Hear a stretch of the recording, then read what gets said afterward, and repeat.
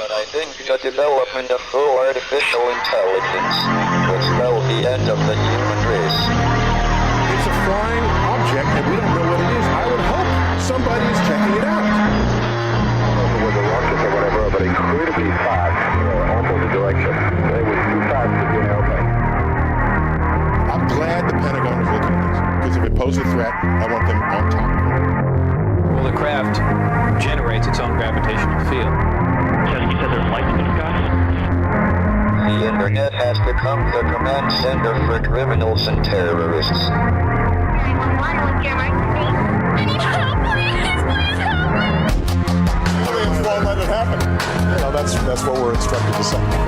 Roger, Area 51. Alien kept deep under the ground.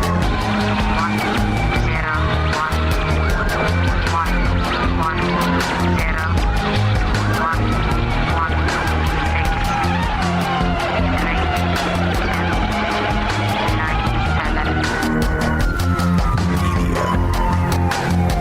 Doesn't have your best interest in mind. The government is self-serving. You're here for a reason. You're listening to Troubled Minds Radio.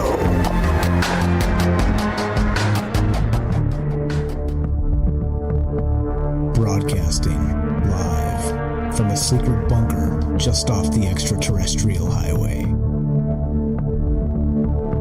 Somewhere in the desert sands outside of Las Vegas. From somewhere in space-time, loosely labeled Generation X on planet Earth.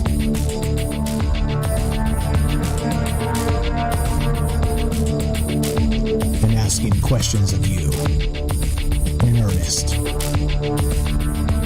into the digital darkness. Well, good evening and welcome to Troubled Minds Radio. I'm your host, Michael Strange. We're streaming on YouTube, Rumble, X, Twitch, and Kick. We are broadcasting live on the Troubled Minds Radio Network. That's KUAP Digital Broadcasting. And, of course, 88.4 FM, Auckland, New Zealand. Tonight, last week we had a fantastic conversation with our good friend Joe in Florida, who is a funeral director.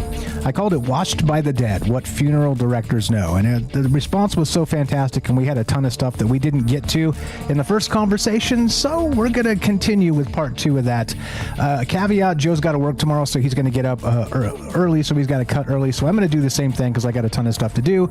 So we're going to make this a 2-hour show. We will end it with the Stargate ritual at midnight, and then we'll see you guys on Sunday for the season finale. I'll explain all that on Sunday. There's just a lot going on in my life right now. Everything's fine. Nobody's sick. There's no problems. My job is safe. Everything's fine. My marriage is good. There's no problems there. Just sometimes things happen that you don't expect, and you got to handle them. So I'll give you some more details on that on Sunday. But so I'm calling Sunday the season finale of Troubled Minds. Got to take some time off and handle some stuff. But otherwise, for that, we'll kick that down the road for a couple days. And right now, we'll just talk to our friends, because that's what this has always been about. Meeting people, learning new ideas, and looking at the world in slightly different ways. And that's welcome to Troubled Minds. That's what Troubled Minds has always been about. So let's do it. Again, thank you again to Joe in Florida for peeling out some time with us again this week, and James as well. James always Johnny on the spot, the glue of the show. Salcedo Paranormal, the paranormal expert of Troubled Minds.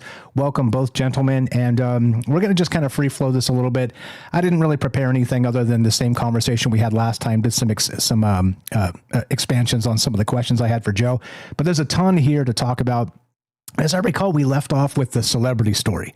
Okay, we don't have to get back into that, but just to kind of bridge this as part 2 of that conversation, we were talking about sort of a specific cremation or preparation that Joe did on a particular celebrity. If you missed that, no spoiler alert, go watch the other one, and that's at the end of the other episode.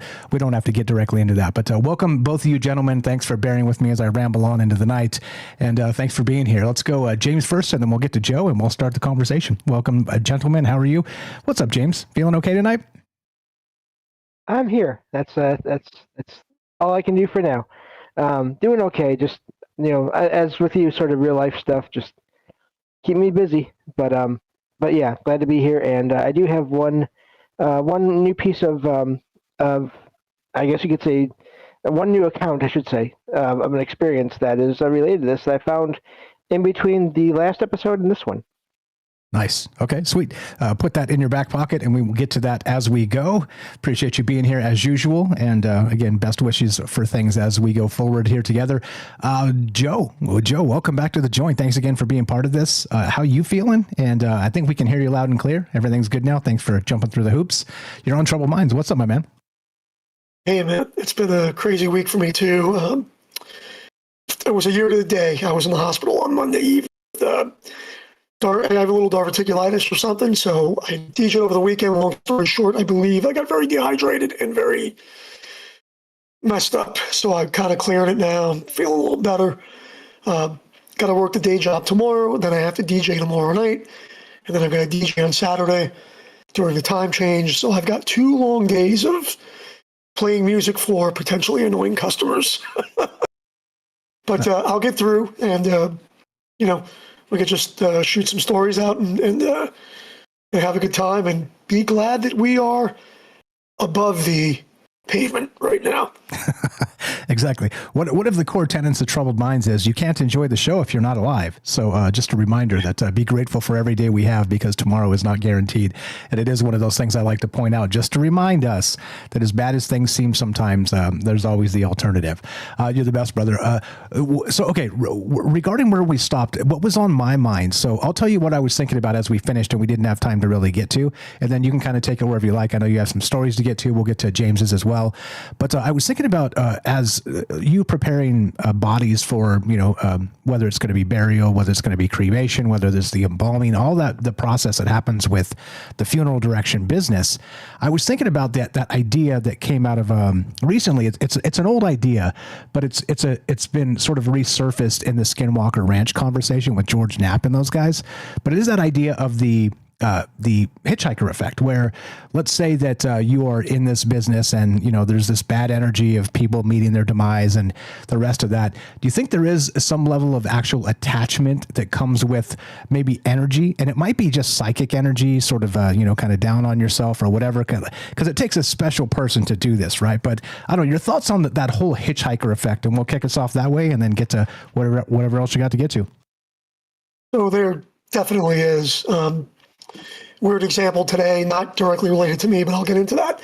A friend of mine who I did a cremation for a family member, and he had another family member who was a sister of his that was fighting the cremation. It happens quite often, but it's worse. The saying, you don't do a favor for friends, and that's the reason why. So the sister was trying to hold things up. And of course, I've been through this a million times before, so I have very little patience for it. And then he shows up with the will that says he's the executor and that his mother wanted to be cremated. In the meantime, the sister had stalled me. She wanted to do an autopsy privately, but she was playing games.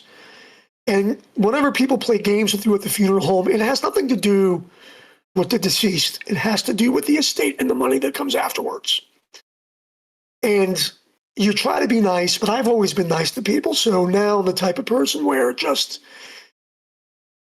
I just take the gloves right off, and I literally tell people, you're not going to get money out of the urn. That's what I end up telling people. And it could sound callous as you want it to be, but it's the truth. And that kind of started me off on a little negative path these last few weeks, and I think I've saw the result of that.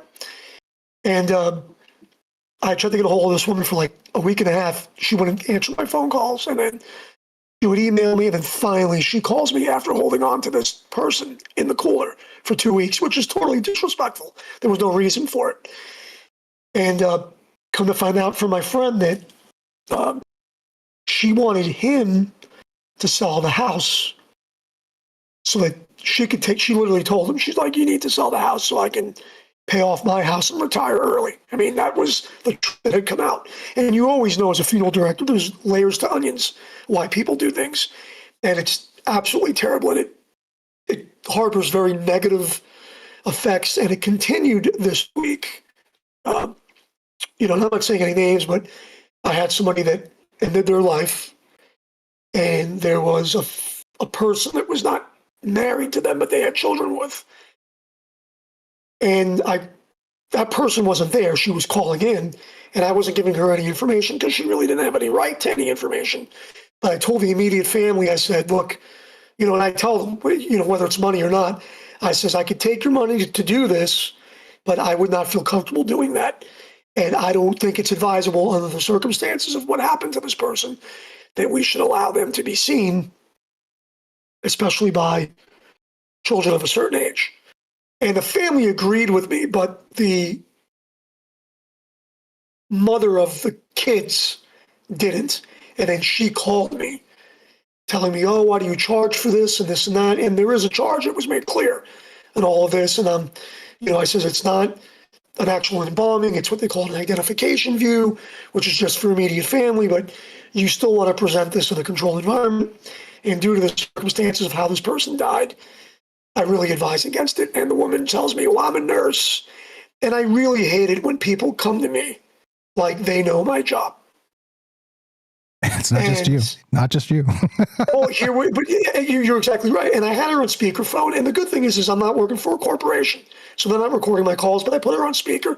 And that was Monday that I was getting sick. And I just told, I wasn't nice to her. I wasn't rude. I was just firm, and I wasn't nice to her. And then lo and behold, I wasn't there Tuesday because I was sick from work. And then I wasn't at work on Wednesday. And I went back today. So when I went back today, my buddy came in.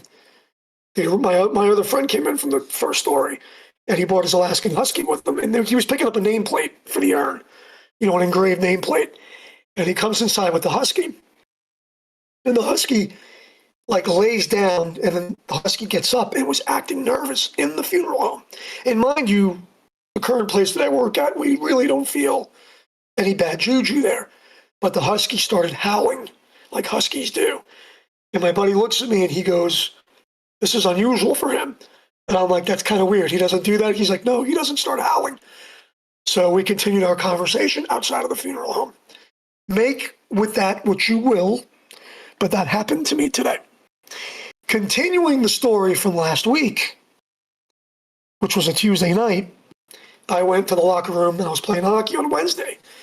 And I mentioned the story that we ended with on Tuesday.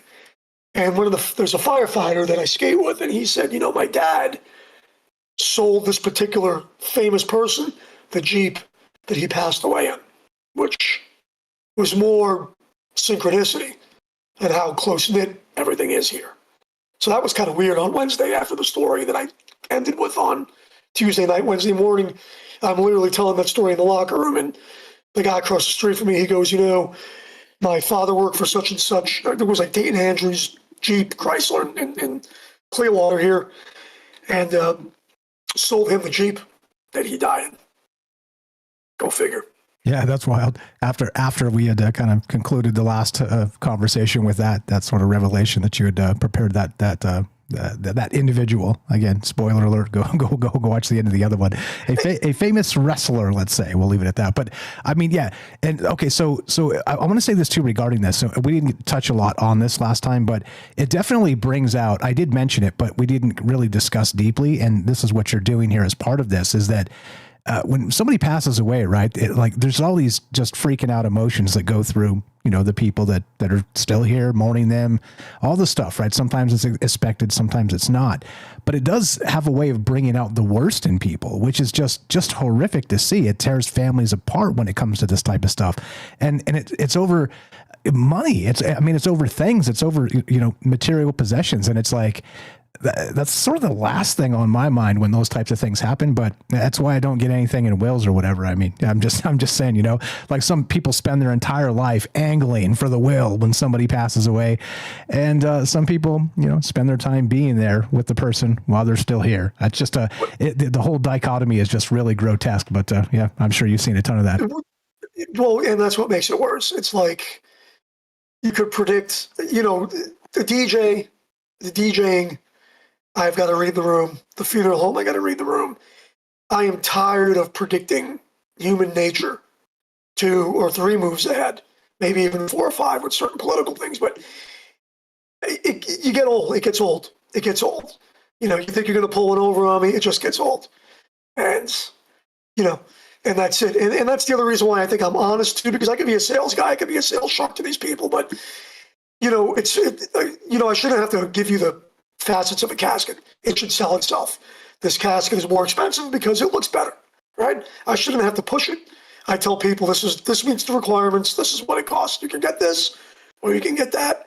Doesn't matter to me. Family place I work for doesn't pay me on commission. They just pay me, and they pay me enough, and that's okay, you know?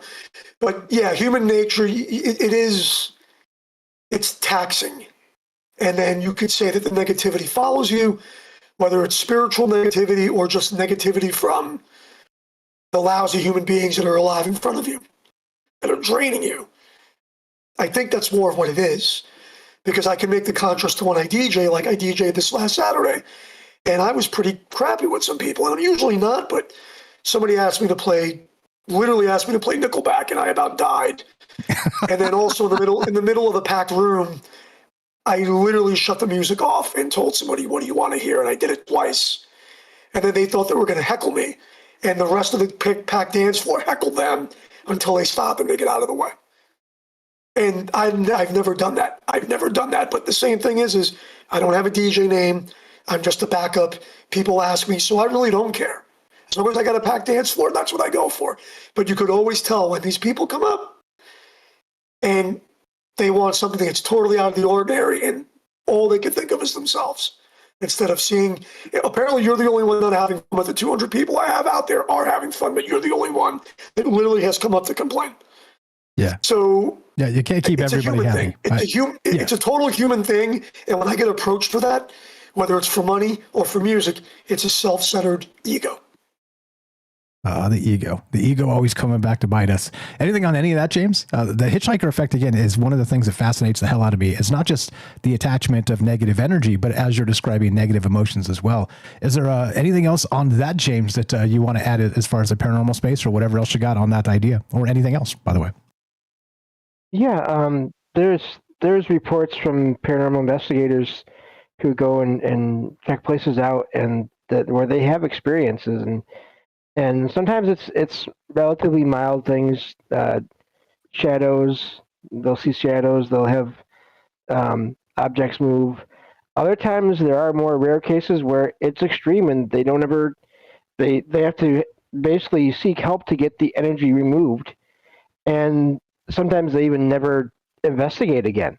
In some rare cases, so it is a thing that I can see happening, and I always thought that was fascinating.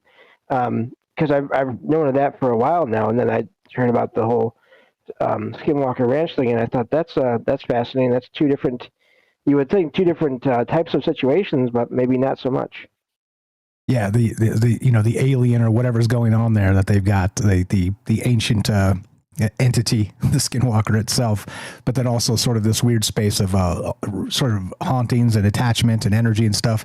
As we said, not to the previous show here that we did together, but the previous Troubled Mind show, we talked a little bit about that idea of classifying these energies. Like we have a hard time with it anyway, Bigfoot and aliens and things like this. Anything that's sort of as yet proven scientifically, whatever that means to you, it's still really up in the air as far as what we name these things, the naming conventions of humans in the ambiguous space, for sure. What else you got? Go ahead. So I don't know if we want to tell. Oh wait, I'm sorry, James. Go ahead. No, I was going to ask you who wanted to go next, but I was just going to say that's true even with Skinwalker. That's a very specific type of entity, according to people from that part of the country, Utah and all those areas. But then people who aren't as familiar with it, they wonder, when they have encounters, are they seeing that? And they'll use that name when maybe it's not necessarily that, and not that they're doing that to be ignorant or disrespectful. They just don't know. Sorry, go ahead. All you, Joe. So does anybody do you want me to tell a quick story that might be kind of funny here that I had going on too, and we could kind of go back to the questions? Yeah, totally. Yeah, so anyway, I don't know if anybody, true story, I mean, these are true. So, but has anybody ever dealt with missing items in their house and felt like that might have been a ghost, but surely wasn't really a ghost? So anyway, I've had a decent collection of Hot Wheels cars, and some of them were treasure hunt series, and they could be worth some money. So I had moved out of my parents' house, but I left some of the collectibles and items in my old room. Every once in a while, I would crash back at home. Sometimes on a few occasions, I would notice things moved around. But upon deeper inspection this particular time, I had something missing. I had some of the cars missing. So specifically, some of those Hot Wheels cars. So I was wondering about who was in my room. One day in passing, I'd asked my parents if they had moved anything in my room, and they seemed puzzled. But, I pressed on and I told them that I was missing some cars and stuff. So then they had recalled that we had it was either a hurricane or a tropical storm that had come through. Forgive me, I'm changing the page here, but I'm reading. But anyway, so this tropical storm hurricane that had come through it was some years ago, probably over 10 years ago. I was working in the crematory, but we had some family members stay in the room. It was my mom's cousin and her husband. And her husband was kind of a joker in the family. God bless his soul. But anyway, so they tell me that, these folks had stayed in my room. And then I all realized that my mom's cousin had stayed there. So again, he was a joker. He was a little bit suspect, but he had a reputation of being a kleptomaniac. So it was him. We knew it was him that stole the cars. But I felt bad. I didn't confront him as he was in his old age. He had diabetes. He was missing a leg from his knee down. So anyway, fast forward a few years, and he passes away, and I end up doing the cremation. I had to do the cremation. So as he's laying in the box, I literally forgave him for a second. I looked around jokingly to see if the cars were with him, but I knew he wasn't going to have the Hot Wheels cars in the box. That would have just been a miracle. However, when you do the final check and you look for jewelry and you look for items, his prosthetic leg was in the box, which could have been cremated with him, but I removed it. Anyway, after the cremation, I brought him home to my house so that his wife could come pick him up. And I brought the cremated remains back to my parents' house, I should say. So I put the bag with the box of ashes on the table, and my dad basically goes, "What the hell is that?" And I'm like, "It's Frankie." And my dad freaks out and says, "Get him out of here.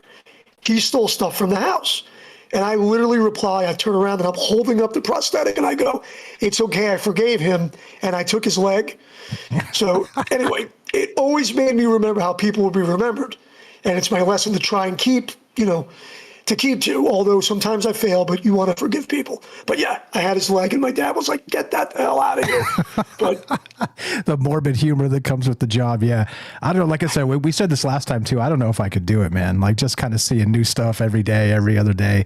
Just, again, being so sort of entrenched in the community, a ton of people there because you have to, you just have to, that this malady, the finality of humans is something we all deal with. So, I just can't imagine, man. You are, again, a hero to me just for that. About a minute left and then we'll take a break. So, real quick story. I went in the cooler. We had to ID a body. We had this woman. She was very, very heavy, 400 pounds heavy. She was still on the EMS plastic board, the EMS board strapped in. So we get in there, me and my buddy Daryl, who looks like that, I forget the actor again, the actor that was on the Green Mile that passed away, and he was on Armageddon. Anyhow, he's in there. I climb in the rack, in this little rack, and I'm cutting with the razor knife the little nylon cables that have the woman strapped in. And as I'm cutting them, he's pulling, trying to get her out of this rack. And I'm crouched in this rack with this body that barely fits in there. And I pull one of the straps, cut the strap, he pulls the body, and this woman's arm just flops out and pins me in the cooler. And he takes off running, shuts the door, and closes the light on in the cooler. And I'm stuck in the cooler with this lady's arm just having me pinned in there. And I'm screaming, until I finally just because you scream when you laugh, what can you do? Yeah. So I finally just pushed her arm back up and I reeled myself out. And it was just awkward and weird, being pinned by a very, very unfortunately large human being that probably passed away way younger than she needed. But it was kind of a crazy real life thing that happened in there among all the other crazy stories that I probably would have time for, you know.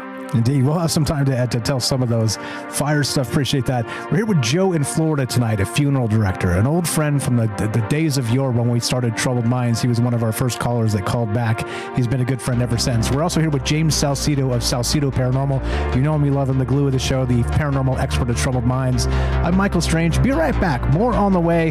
Lots of things to talk about. We are taking your calls. I'll tell you about that when we return. See you on the other side of the break. Be right back.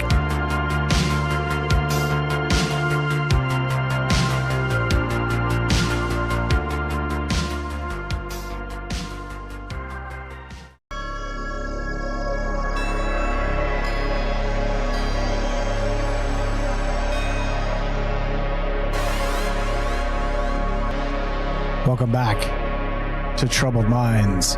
I'm your host, Michael Strange. We're streaming on all the places, all the things. You can find all that stuff at troubledminds.org. 88.4 FM Auckland, New Zealand. Of course, the Troubled Minds Radio Network, KUAP Digital Broadcasting, streaming on all the places. Tonight we're taking your calls I'm calling this Watched by the Dead. This is part 2 with our friend Joe and, of course, the paranormal expert James of Troubled Minds, Salcedo Paranormal. What funeral directors know? And it's an interesting space. Like I've talked about this a lot in the past, not just, our truck drivers and, that invisible process, the people who stock grocery stores overnight. Shout out our friend out there that does that. You know who you are. There's many of you that kind of do these things where the world just kind of keeps on trucking because people are, working by dark of night, or people are, kind of driving and doing things that nobody thinks about needs to get done, but they get done. And certainly, as I said before, that final transaction, the human transaction of when somebody passes, is something we don't think about until it happens to us. Not directly, but in a close circle of family or friends or whatever. Tragic always, and difficult always. But there are professionals, people that actually handle this. And Joe, again, been working in that business for years. Thanks again for spending some time with us tonight and sharing your wisdom and knowledge. Welcome back to the joint. Still feeling okay? And we'll let us continue, shall we? More from James in a second here, but what else you got, Joe? Welcome back. I hope you're feeling okay. Yeah, everything's good, but it was just one of those goofy times that I got pinned, in the cooler and stuff. Totally, absolutely ridiculous. There was another time where sometimes I was allowed to have friends come in, not to really see, like they didn't see loved ones, but they would see the box, and they would have to watch from like the gate. Because it's a garage when I used to work at the crematory. As a lot of these stores are from the crematory. So it was like a torpedo loader. You would put the box on the machine and load it in. I don't know if I said it during the last show, but I had a buddy of mine watching. And when you open up the door to the retort to the oven, everything was, there's flame. It's hot. It's going. And I pushed the button to the loader, and the box is loading in, and then the loader gets stuck, it jams. And I've got a box that's almost in, but it's still getting heated. And I can't push the machine to get it in there. Next thing you know, the box starts smoking and catching fire outside of the machine. And I'm like, I'm like yelling over the machines. And my buddy, who's looking like in horror, it's probably why I don't have my friends come out when I'm actually DJ. I usually just surprise do it because I don't want anybody to see if something goes wrong. Of course, the machine jams. My boss comes running out. We're pushing this box in, and my arm hairs, everybody's done it, get their arm hair on fire. But my arm hairs were all singed and on fire. Got the door closed, got the cremation done. It was ridiculous. It was absolutely ridiculous. It was another one of those times where you're literally horrified, but at the same time, you're kind of laughing when it got done and you got the box loaded in. Yeah. So. Yeah. The old, one of those times you wish you had a camera rolling. Joe and I have joked about this over the years on and off, that he kind of feels like he needs to make some kind of sitcom out of this because there's just so many like amazing moments that are, not just morbid, but also hilarious. And I guess the genre would be hilariously morbid. We're going to talk to Dave here. Just hang tight, Dave. Give me just a moment. We'll get to you in just a second. James, anything to add to that? And then we'll go to a Dave of Viking Superpowers. And thanks guys for being patient. Well, just I can imagine. I can't imagine the things that happen with all that. There's things that there's a genre though that dark humor is a thing nowadays. That's a whole genre of comedy and fiction, both in TV and in books and everything. And so I imagine that kind of a show would do okay. Yeah, in 2025, where everything is twisted and upside down, I would think so too. Speaking of which, Mrs. Strange is watching American Horror Story. I guess there's 12 seasons of that, and we've also been watching a little bit on and off of American Gods, and that's Joe's show. He brought it up several times on this show, and I'm like, I'm a little bit horrified when I'm watching it. I'm like, what the hell is this? Like, what is going on? So no spoilers. I'm enjoying it, but it's definitely one of those jarring ones where you're like, what in the hell is going on with this? But Fire Stuff, we are taking your calls tonight. If you want to be part of the conversation, 702-957-1037. Click the Discord link at troubledminds.org. We'll put you on the show. We're calling this Watched by the Dead. What funeral directors know? Let's go to Australia, to our good buddy. What's up, Dave Lovegrove of Viking Superpowers? How you been, man? Welcome back to Troubled Minds. How are you? And what's on your mind? Go ahead. I'm great, mate. You can hear me okay? Loud and clear. You sound fantastic, my man. Fantastic. Well, your show always pops up on my phone, and if I can, I love to jump in and listen. And I was just, as soon as I saw funeral directors, I laughed because, the old cliched westerns, there's the sheriff and the doc and the funeral director, and there's the mayor, but they're sort of like pieces from a game. And I've actually been the sheriff, I've been the doc, at least as a nurse, but I've been the guy with the gun. I've been the old piss pot doctor who stitches everyone up. But I did a 2-day stint as a funeral director, so I've sort of got the trifecta of Western movies covered. And I'd love to get one of those big black hats.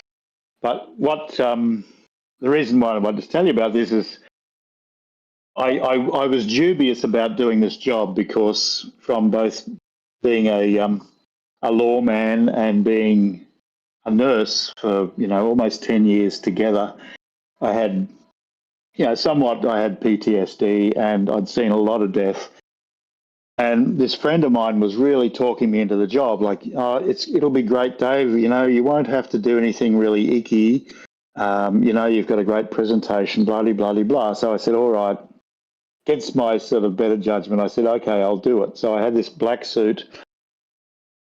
I go out with this guy, and we were to pick up a body at the morgue at the local hospital.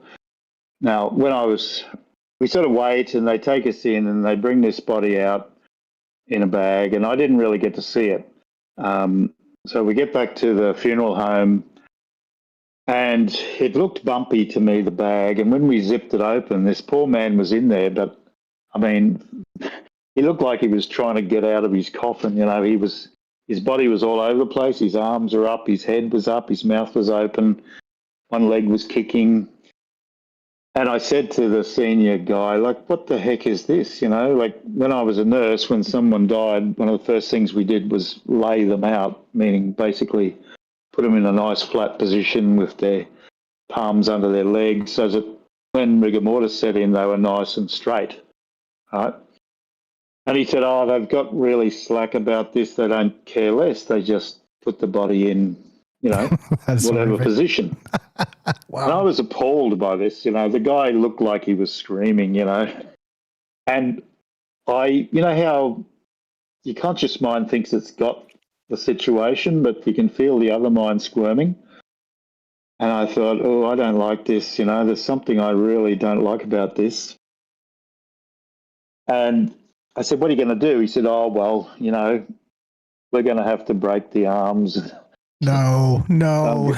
And I'm going, oh, hell no, And I went out and saw my friend who'd got me the gig, and I said, look, I just, I'm trying to be brave here, but honestly, this is really freaking me out. There's a lot of ancient stress coming up for me just seeing that poor man. And, all right, you don't have to break his legs. You just stay here and we'll go and do it.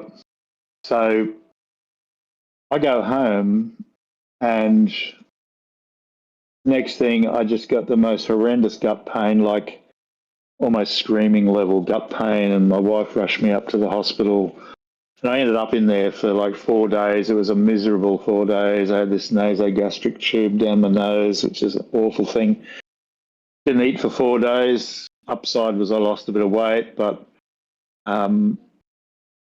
the only time I've ever had something like that happen was many years before. My wife and I were going for a walk in Sydney near these very high cliffs. And we just went up there for the view, but it was a infamous suicide spot. And as it got really dark, people started to leave. And I saw a man coming towards me. I couldn't really make him out in the gloom, but as he went past me, I could tell he was sobbing. And I spun around and I said to my wife, quick, find somebody with a phone. This is just when people were just getting phones. Go after those people. And I sort of noticed that those people actually started to move quicker. And I think that they picked up what I picked up and thought, nah, we're getting out of here. We're not going to deal with this.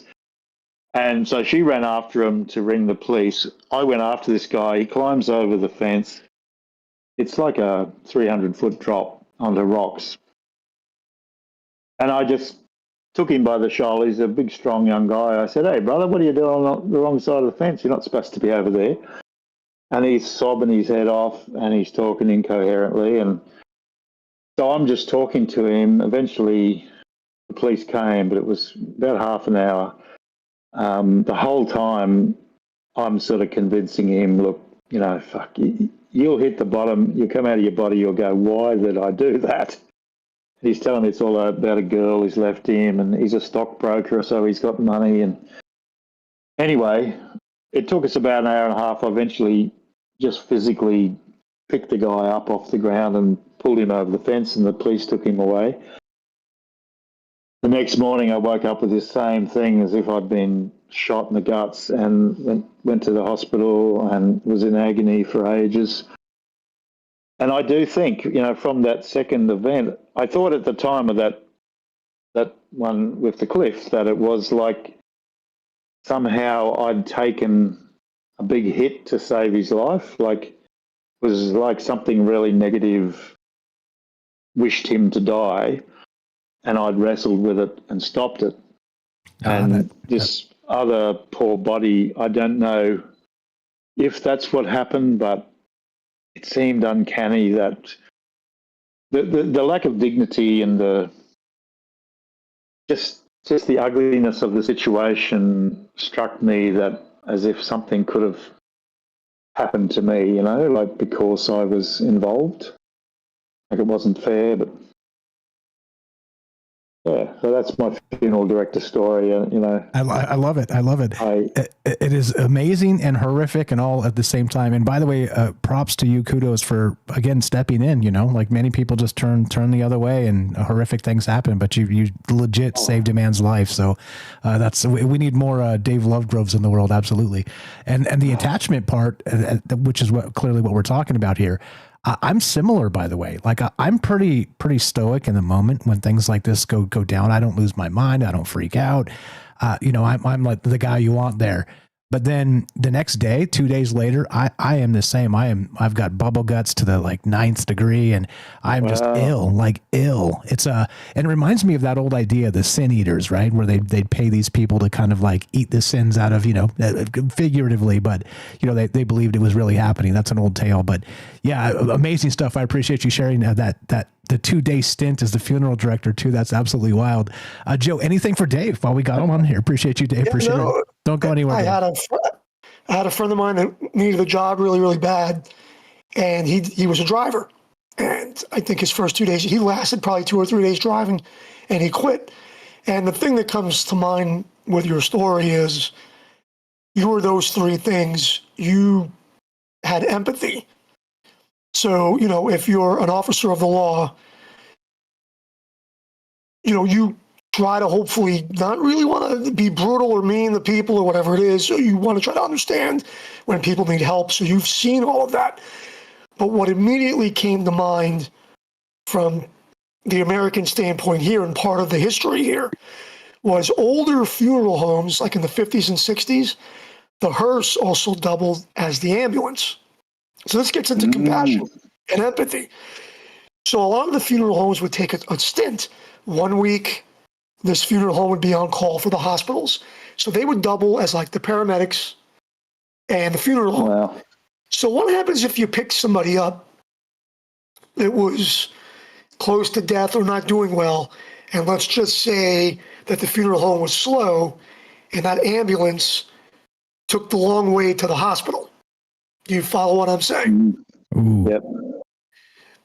So those were ethical arguments that you see in the law, at least in Florida, I've seen in the law here.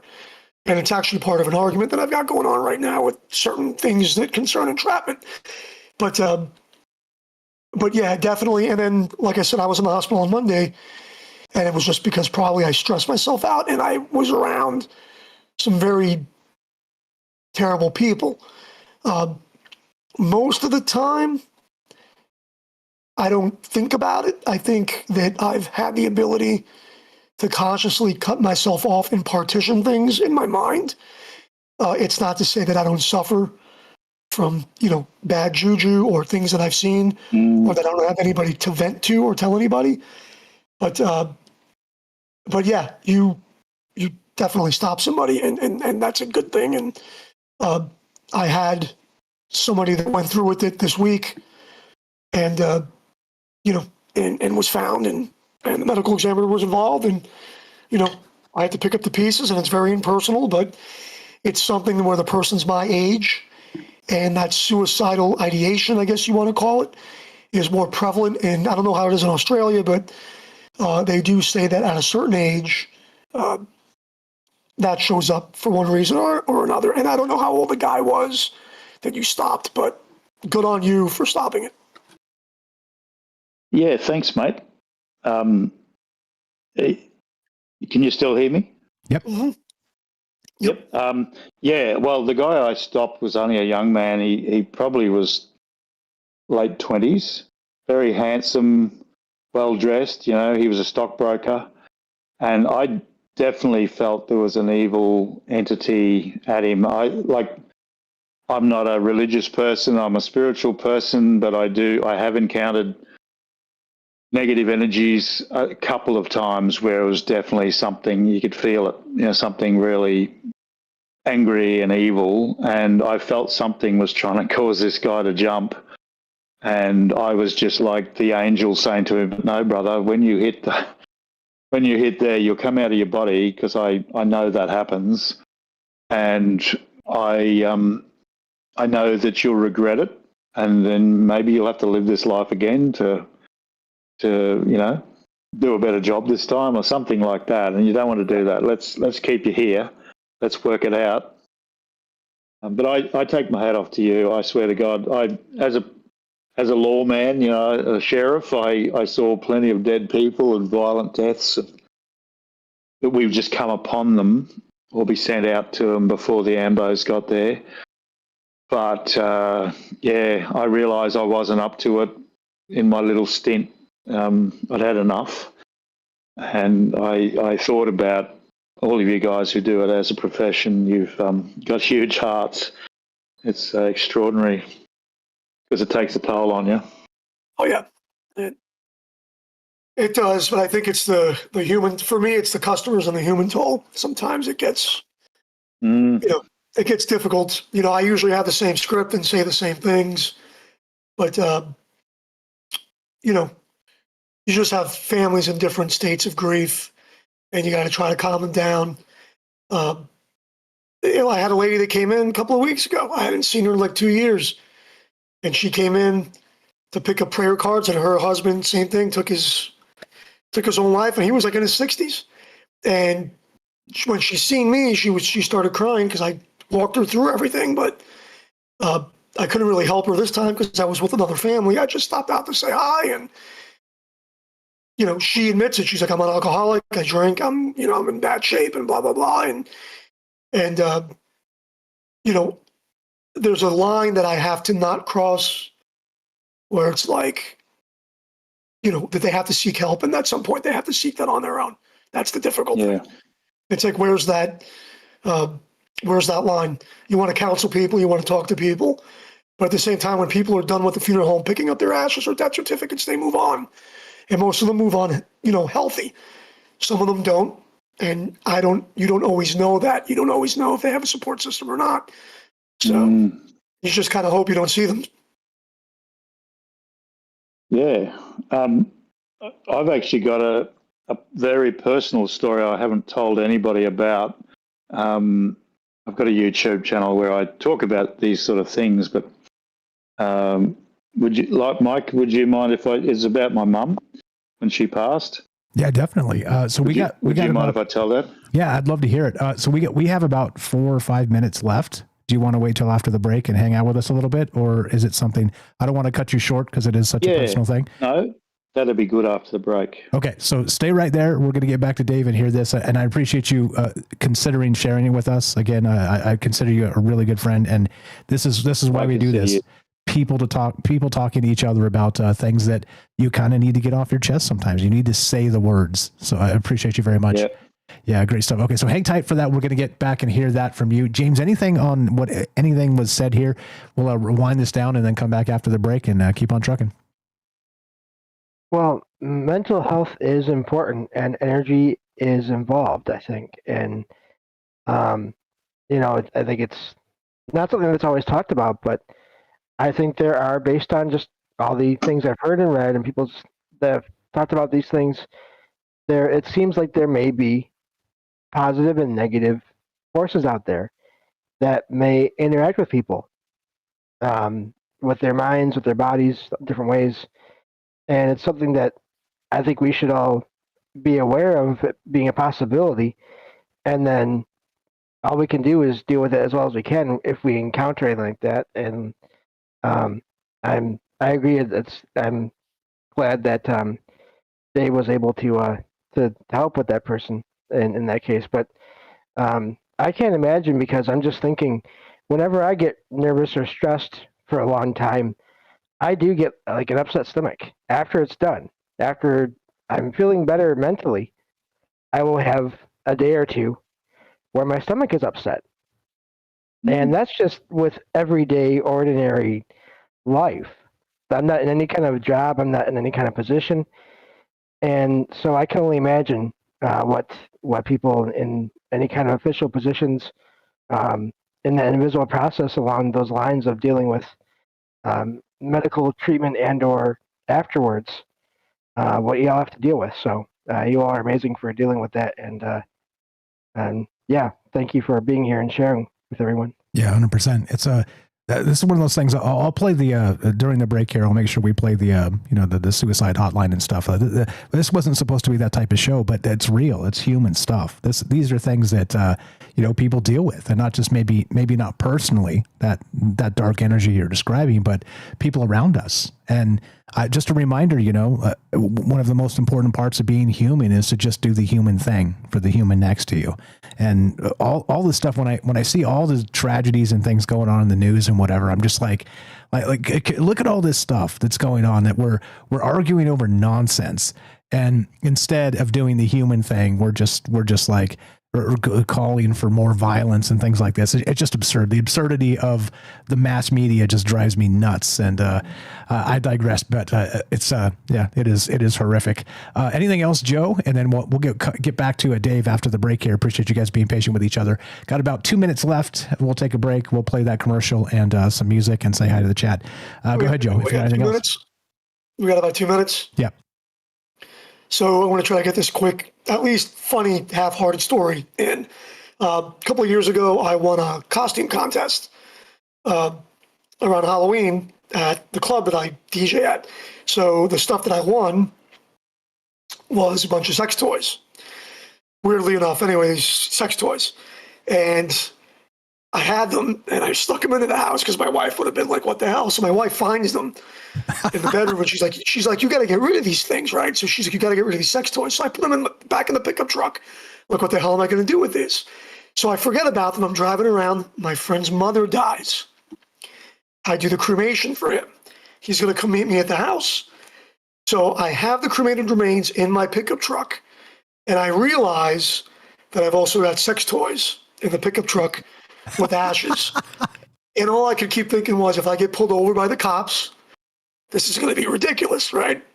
So my buddy knew we both knew some strippers. I still know some strippers. We knew some strippers and everything. So my buddy comes to the house. My wife, who works in food service, is like, give your buddy a turkey. So he comes to the house, to the front door, and I've got like a bag. And then I've got another bag at the truck that my wife doesn't know about. And I literally give him his mom's ashes in one hand. He's got a frozen turkey in the other hand. He's cracking up. I'm walking to the truck. I walk into his like his SUV or whatever. I grab another bag full of toys. He's like, "What's that?" I'm like, "Dude, just get rid of these for me." So when he got home, he was like, he's cracking up, and we always joke about that because he was surreal. He like left my house, ashes in one arm, frozen turkey in the other. I gave him the sex toys to give away. God knows what happened to him. That spawns 1,000 jokes right there. The bag of dildos jokes. Yeah, it's totally ridiculous, man. Fire stuff. Appreciate the tales and the personal experiences and the expertise. We're here tonight with Joe in Florida, the funeral director, and James Salcido of Salcido Paranormal, the paranormal expert of Troubled Minds, all dear friends. And of course, Dave Lovegrove, thanks for calling in. We're going to hear a tale from him when we get back, a personal experience. That's Viking Superpowers. Give all of these fine gentlemen a follow, troubledminds.org/friends. Be right back. More on the way. Hang tight. Going to play some music, and we'll be back in just a quick moment. See you on the other side of the break. Beep, beep, boop, boop. Michael Strange out for a moment.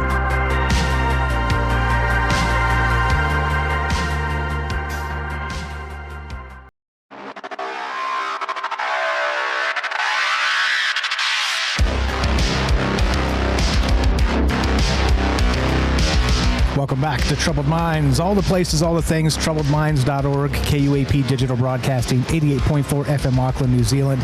Tonight we're talking with our good friend Joe in Florida, who is a funeral director, which is timely since it is October 30th. If you're listening to us tomorrow, happy Halloween, All Hallows Eve. Whether you celebrate or not, one way or the other, the world continues to turn.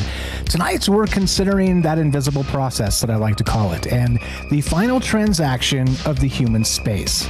There are professionals that handle this on a daily basis, and, well, Joe's one of them, and he's a good friend for a long time, and we're kind of talking the ins and outs of the business, and not just that, but the experience of being an actual funeral director. And like I said, just the idea creeps me out, because I can handle it in the moment, but I'm telling you, I take the stuff home with me. I would not be a good dude to be doing this, because it would just give me I would just suck up that negative energy. It would be horrible. It would just be horrible for me. So, like I said, I'm glad there's people out there that can do this on a professional basis and handle it. And hey, take care of yourself, Joe. Welcome back to the joint. How you doing? How you feeling? Just a reminder too, we got one more hour left, and we'll end this a little bit early because we're going to just do a 2-hour show tonight instead of 3, and then season finale on Sunday night. Welcome back, Joe. Still okay? What's going on, my man? We're all set here. I believe we have a story. We do. So, okay. All right. Just cool. Just checking in. Make sure. Okay, cool. Let's go back to Dave Lovegrove, who's going to share us a personal experience. You sure you're okay with this? Like I said, this is a very human space. That's why we do this. But if it's very personal to you and you've never told anybody ever, I ask you to reconsider, only because once it's out there, you can't take it back. Yeah, no, that's absolutely fine, mate. It's over a year ago, and I've sort of sat on it just waiting for the right time, and I feel like this is a right time. I am going to make a video on my own channel about it. But essentially, my dear old mum, Freya, she became she wasn't getting senile really, but she was finding it harder and harder to look after herself, so we helped her get into a nursing home near where we live. And she was 89. In the end, she started to nod this night. Every 30 seconds, she seemed to be falling asleep. So I got the nurse. They checked her out. I said, well, we don't really know what this is, but we'll zip her up to the hospital. So I followed her up, and they did some tests, and they said, well, she's got a flu, but she's also had a bit of a small heart attack. So I brought the wife and the kids up, and we all had to wear masks and gowns, and she was in an isolation room. And I got to chat to Mum, and she was happy. She wasn't distressed. She wasn't feeling pain. But they said, look, we'll let her rest. You guys go and come back tomorrow morning. And I said, well, could I stay? Like, I'd like to stay if Mum's likely to pass. And they said, no, that's not going to happen. She's fine. It's a mild heart attack. She's got a bit of a flu, but please don't worry. Feel good about going home, and she'll be back at the nursing home tomorrow. So I went up to the cube window, and it was just a little glass square, and I looked in, and Mum saw me, and I pulled down the mask that I'd had on, and Mum gave me the biggest smile, like a really beautiful smile, and she blew me a kiss. And I blew her a kiss back. But something passed between us. It was like a real see you later. It wasn't just thanks for coming. I felt something, and I saw in her face a knowledge that something big was happening. And she'd always been a Christian, but she was a strange sort of Christian in that she's so completely open-minded. She loved all my Norse stories. She loved nothing better than me reading Viking stories in Icelandic to her. We'd often talk about the Vikings and the history. So I'm sitting at home, and I start to feel quite panicked. I'm thinking, oh, man, I should go up to be with Mum. And even though that, a couple of the sisters had said, look, don't worry about it, she'll be right. Something was telling me you need to get to the hospital. I just turned on the TV, and randomly that Star Wars series came on. What's it called? It's the guy's name. It's one of the best things in recent years.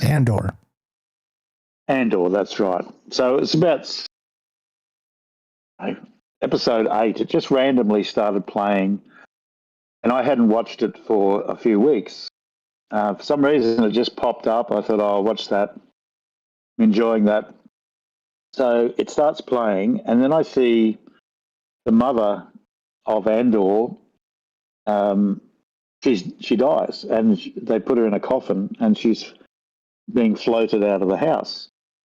And I got that eerie feeling. I thought, oh, wait a minute. And then next scene, Andor rings. He's on the run. He rings from the planet he's on, and his mate answers on this secret phone, and Andor's raving, and he says, no, stop, please, stop talking. I got something to tell you. He says, I'm sorry about this, but your mother is dead, right? And then Andor is shocked and I was shocked, and I thought, oh, this is just really too close to the wind. And then the phone rang, and it was, I got up and went to it, but it rang off. So I rang back. I saw it was the hospital, and there was a young Chinese nurse, and when I said who I was, she goes, I'm sorry to tell you this, but your mother is dead, right? Which is an Australian native English speaker generally wouldn't say that. It's just a little bit too to the point. But for her, that was a reasonable thing to say, my mother was dead. But she said exactly the same words that they just said on Andor. And I got this shiver up my spine, and I said, right, I'll be straight up. And as I was sitting there, I decided to film myself. So I filmed myself telling this story, and I rewound and I filmed what happened on the show. And I said, at this hour, this day, this happened. I believe my mother just told me that she died. Her spirit came and by some magic made that show come on at that exact time and said exactly what that nurse had said. So I zipped up to the hospital, and I went in to see Mum, and she just looked like she was asleep with her mouth open. And as always, I've seen many deceased persons, and it was my mum, but it was like a Tues waxwork version. A dead body never feels alive. Like, it's an odd thing to say, but something's gone. You can feel it. It's like it's a cocoon, and the beautiful butterflies got out. And so that's the story. And a lot of things happened after that. I ended up going to Scandinavia, partly from a little bit of money that Mum had passed on to me. She'd said to me, I really want you to go. She didn't say how it would happen, but she said, I really would like you to go to Iceland. You've been dreaming about Scandinavia for 50 years. And all these things happened in Scandinavia, and it just felt like Mum was there setting things up for me the same way she made that show tell me about her passing. And her name was Freya, and she'd chosen that name for herself years back. That's my story. That's incredible. And I do wonder, there's a lot of things in play there that are very synchronistic, that are very exact, spot on, bang on, that makes you wonder, right? Like what kind of sort of energy passes between in that transaction that, when people do pass. And again, thank you for sharing that. Like I said, I know it's very personal to you and you've never shared it with anybody. So thank you for sharing it with us here at large and the group and on the podcast. By the way, too, regarding the trip to Scandinavia and all the rest of that, we talked about that at length in 2 different shows.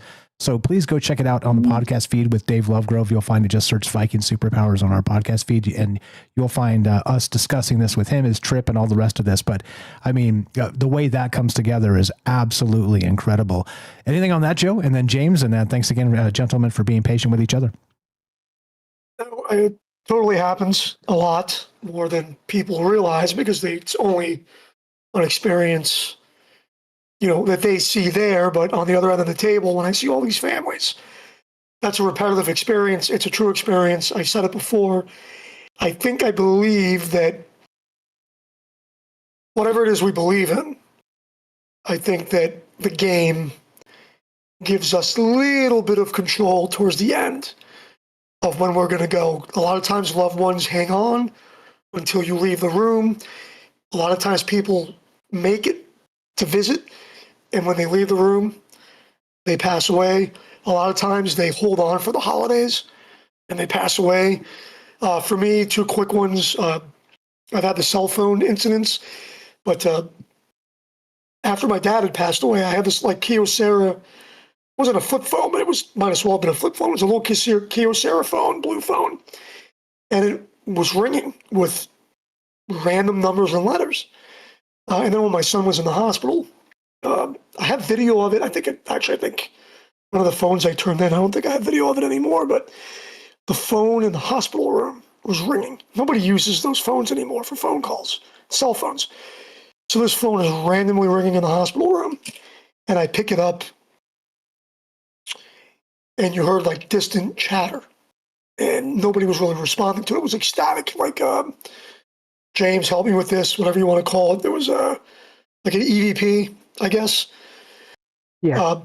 But I could hear it, and I hung up, and his grandfather, in fact, we've had 2 experiences where my son was coming out of a procedure where family members had died, but his granddad wasn't doing well, and his granddad had died.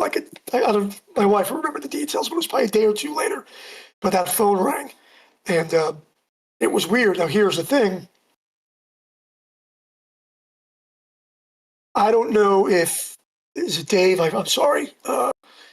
Did you realize that after the fact? Because like with me and my family, we're kind of akin to it. We hear the knocking. Sometimes we'll get the knocking. So like, I'm kind of almost adjusted to it when I see it ahead of time. In other words, it's not in my hindsight. Like I see those things happen and I'm like, yeah, somebody's going to die. Like I already know, or I'll have a family in front of me. I had a guy that was in front of me. And I tell when families call me and they want to get things done, and I'm like, are they imminent? And I get told yes. I'm like, well, listen, I'm not going to change the price tomorrow. You could stay with your family member And when the time comes, you can take care of it after the fact. But a lot of times, families feel like they want to get it done, and they'll come in on the funeral home, and their loved one is imminent in hospice, and I'll be taking the information down, and they get a phone call, and I already know what that phone call is, and it's that they've passed away. Yeah. Well, I really did believe the sisters that Mum was going to be fine and I'd see her tomorrow. But when I saw that guy on the Star Wars show and heard him say, "I'm sorry, but your mother's dead," I knew straight away, yes, this is a message. And then the phone rang, and that was like, whoa, that's now it could have happened any time during the night. Yeah. And she could have just been back there. But I've been a person involved in the mysterious for a very long time. So a long time ago, I set my mind to notice stuff and write things down and try to tune in and not have to go back. Oh, that was something back then. I sort of tend to get it right at the time. I think, okay, this is happening. I got a weird sync for all of this. This is wild. So I've got this website up behind me. It's one of the very first shows we did on Troubled Minds was the number stations, right? And I was going to make a joke at the end of the show that I had tuned into the comet, right? The comet everybody's talking about, and it was sending a signal, right? And so I have this exact station tuned in to kind of play it as a joke, content or whatever, so for some laughs at the end. But it turns out that the phone call you're describing, Joe, sounds exactly like the station that I picked. And so this is completely organic. I had this set up before, and then hold on, I'm going to play this and let's see if this rings a bell and tell me if you guys can hear this. But holy crap, you're describing it. And I'm like, I've got that queued up on this number station. So, okay, here we go.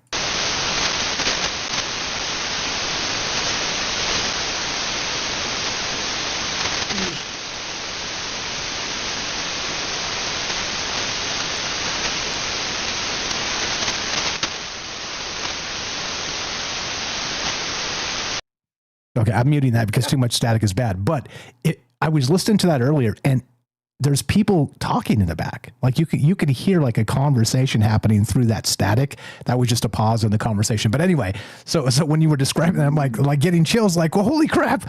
Like I literally have almost exactly that queued up. And I promise you, I will share the frequency is 9930.39 kilohertz. And the website will be linked in the description so you can check it out. But I will try and play some at the end again. But I mean, like, holy crap, like we just created like the synchronistic circle. And the funny thing is I haven't even found this website. I've been trying to find it forever, but I was going through my old stuff before the show today, and I was like, oh, there it is. Cool. And I was kind of just messing around with it. But anyway, like I literally haven't been on this website in years. No kidding, years. But anyway, wild stuff. It's a little creepy. Yeah. Yeah. But yeah. If I could just say one short thing, it just really blows my mind trying to think how the spirit of somebody who's just passed could organize to have, a Star Wars TV series come on just at the right time. Like the only way possible is if my mum became part of the great consciousness of everything and was able to do that. That's something that really grabbed me. I thought, it just doesn't make sense. How could that possibly happen? Unless she was, she's linked to the thing that makes all happen. And all the things. And went, we'll give Dave a message. That's okay. Wild. I call that the substrate of reality. Like kind of tuning back into that where you're able to sort of manipulate those spaces. And Interstellar is a fantastic movie kind of talking about that type of stuff. But yeah, fire stuff. I appreciate you sharing the tale there. James, anything on that? James has been quiet for a minute. Anything on what Dave is saying? Maybe the weird synchronicities, the meaningful coincidence of Carl Jung and the rest? What you got, James? Go ahead. Well, I will just say manipulation of electronics, phones, TVs, computers nowadays is something that is getting more and more common in paranormal experiences, and especially surrounding loved ones that are about to pass or have passed. And I'm wondering, Dave, in your case there, I don't know what the as far as the TV, what platform you were using or what you were on. But what I'm wondering is if it was more of a case of your mother, again, still being part of that part of reality, that being able to sense things in reality, but then I don't know, possibly choosing when she sent that message to you when she passed by knowing that this show would be on and somehow getting you to be watching that when you did.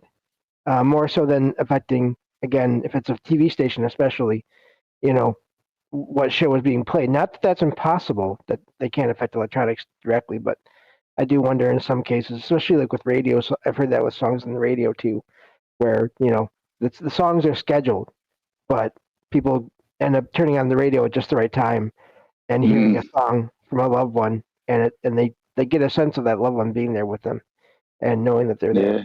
So all these things are be connected.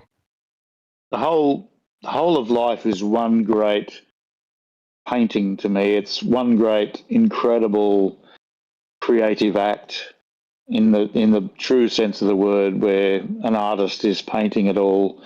And I am an artist, like a trained painter and figurative artist, and modernist style artist. And I've often been just gobsmacked by how I just randomly fling some paint at a canvas, and it's just the most perfect. It's as if I magically control the physics, and I realize it's just meant to be. It's like, it's almost like I'm seeing into the future before I even make the mark.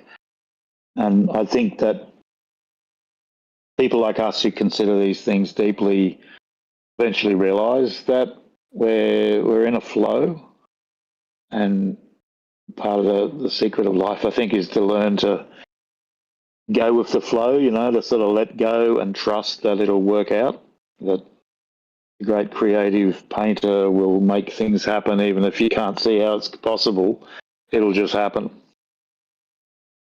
Well said. That's my bit of well said. wisdom. I love it. And not only that, it's sort of recognizing the moments, because not all moments going to be magical, but there's going to be some magical moments. And so maybe more of it is than we ever dared dream. However, as you're describing, as James said too, as what we've been talking about regarding your experience there are these meaningful coincidences that seem to accelerate when somebody passes, almost as if they are, kind of pressing these ideas out to us in different places. Yeah. I mean, yeah. Well, I'll make a mark on that, make a note, and we'll get back and do a full show on that, because I think it's probably worthy of discussion. And many people have experienced similar things. I appreciate the call, brother. We're going to get back to this. You got a final thought for us? And again, thank you for being here and sharing again a brand new thing that you've never shared with anybody ever. Thank you so much for that. Rest in peace, Mom Freya. And I know I can't. I'm not the arbiter of truth, but my intuition tells me 100% she had something to do with that entire sequence to let you know in the moment that that was the moment. Yep. Yeah. Absolutely. It was one of the coolest things that's ever happened to me. And it also, the message was, hey, Dave, you'll see me again. It's like, hey, Dave, I'm not gone. I'm not just a dead body. I continue. I am alive, and I've been lucky. Sometime I'll tell you some of my stories when I was a nurse and some of the people passing and the things I experienced. But for me, with Mum and what happened, it was the most positive message. It was like, wow, Mum's been dead for like 5 minutes and here she is making this happen. You know what I mean? It was like proof of the afterlife. A cynic or a debunker wouldn't believe me, but it's the truth, Yeah, in a moment. She made it happen. So that meant she wasn't gone. She was still there. Do me a favor too. When you get that video cut up, please share it with me. I'll share it with the fam here, and we'll watch it along with you when you get that edited up and properly placed. Okay. Oh, good one, mate. Yeah. That'd be fantastic. Right on. But the pleasure's mine. The pleasure's ours. Appreciate you very much. I'm going to drop you back down to the thing. We're going to keep on trucking. Thank you so much for, again, being just you. You were a peach. Glad to meet people that are incredible all over the world, and certainly you qualify. Always a pleasure, my man. Thanks for the call. You have a great night.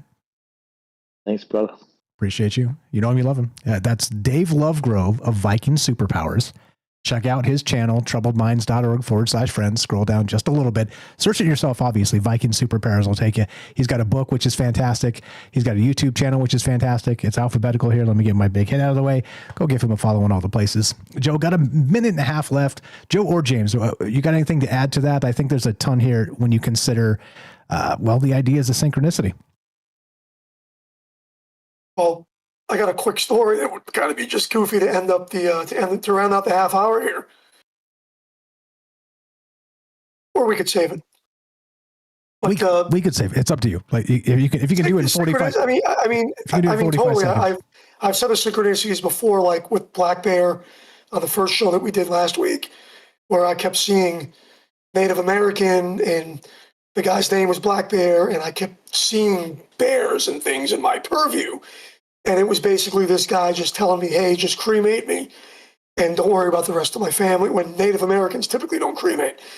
So those were all signs that I was seeing. So you totally get signs. What makes me wonder is if we pre-write the script, like if the script is pre-written and that gets into the Big Bang Theory, and if the future, the past, and everything is colliding at once, and maybe if our body's leaving the flesh suit and changing into energy, maybe we're living in 2 or 3 different time spaces, the past, the present, and the future at once. And that might be the easiest way to explain maybe how we could affect things in the present. Which I brought up Interstellar. Go watch that. It'll blow your mind. You're the best. Yeah. We'll be right back. More with Joe and James and your calls as well. Appreciate that call from Dave of Viking Superpowers. More Troubled Minds on the way. One more segment left, and we'll see you after the break. Be right back.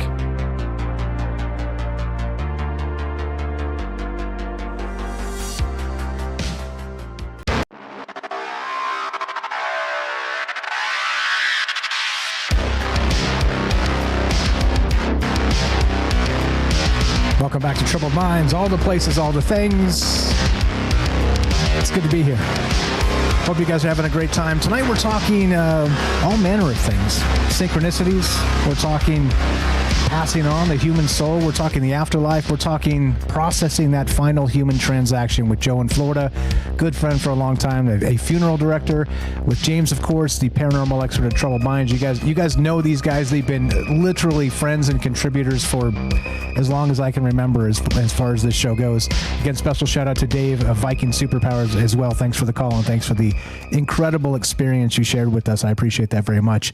There's a ton here. When you get to synchronicity, the things start to stack. It's so bizarre. Well, like I said, I'll play a little bit of that as we finish up tonight too, that weird radio signal, and see if it tracks. I'll record a little bit of it, Joe, the part that I heard, because it was static and it was voices, and I was like, well, this is super weird. And it's almost as if, like if you were picking up some sort of alien signal or some weird from the ether or whatever. And I queued it up before we started, and then you kind of mentioned exactly. It's just so crazy how these synchronicities stack. But welcome back, gentlemen. Thanks again for being cool and chill and patient and sharing the airwaves. James has an experienced tale story to get to. I'm not sure which it is. He's got a new thing he found. Joe, anything to add to what we're talking about? If you want to tell your tale first, or you guys want to negotiate that, you tell me. There's a ton of stuff here, and we got some time left. So, what's up?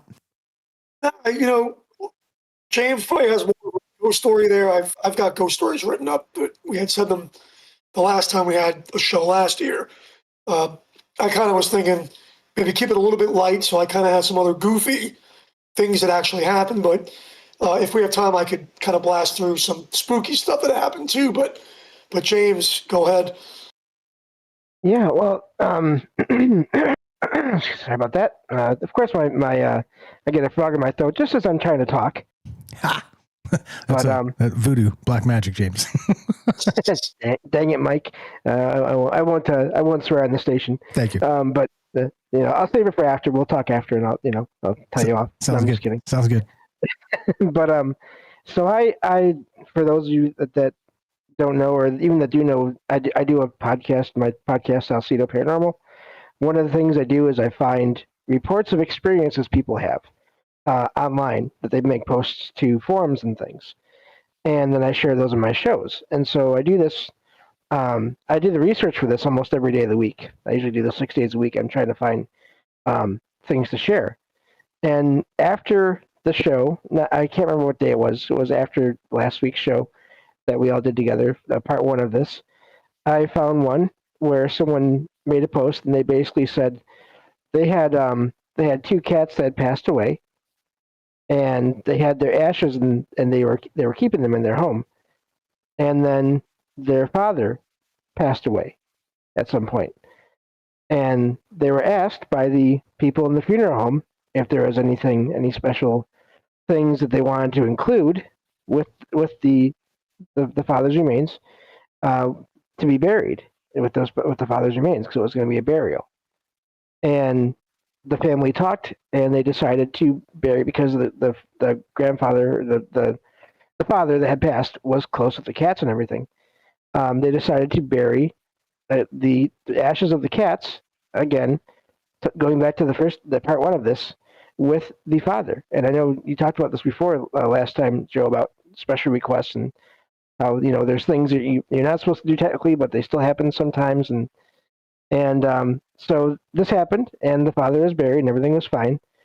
The person that made this post said one night they were just laying on their bed, relaxing, and they had their toddler with them, like a 1.5-year-old toddler. And the toddler just pointed at the doorway and said, "Look, Grandpa." And then I forget the names of the cats were, but look, like Grandpa, Sam, Max, or whatever the names are of the cats. And the writer was like, "Wait, what?" And the toddler said it again, "Grandpa, Sam, Max." The toddler was apparently seeing the father and the two cats, the ghosts of the two cats, in the doorway of the bedroom. As if that reunification happened metaphysically, let's say, and then kind of came back to say, "What's up?" that's I love that. That's wild.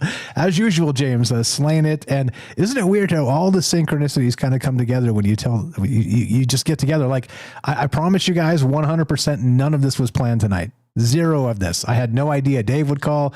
I didn't know what Joe was going to say. I didn't know what James was going to say.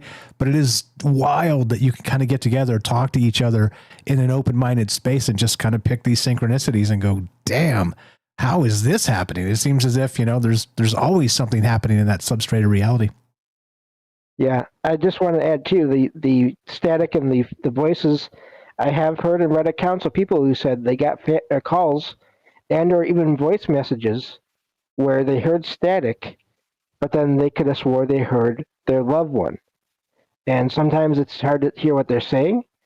Other times it's a clear message, and it's a sort of like just a hello, or "I love you," those kind of things. I've come across many of those kinds of posts over the years. And so that's wild that came up in this conversation tonight. And that I had one queued up that sounds exactly like that. I'll play a little bit again, because like I said, the part that creeped me out wasn't the static. You guys just heard the static, but there are voices back there. There's like this weird conversation happening too. It's not like a radio show. It's almost as if it's tuned into somebody's like living room and they're watching TV together or something. And then you hear like them talk. It's so weird. And I'm not saying that's what it is. I'm saying that's what it sounds like. Wild stuff.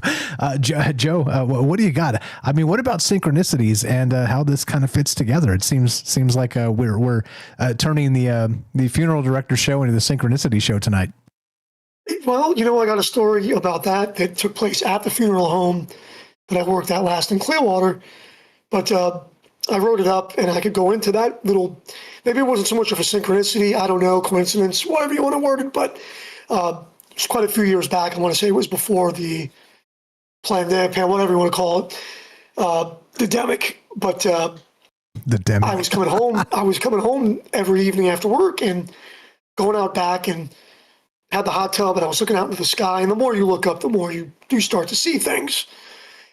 So I had been observing the night sky and everything, and I had a couple of weird sightings, things like that it didn't drive me nuts. But anyway, I I was working at the funeral home, and like early in the afternoon, I look out the back door, and there's a dude sitting out in the back parking lot next to his car.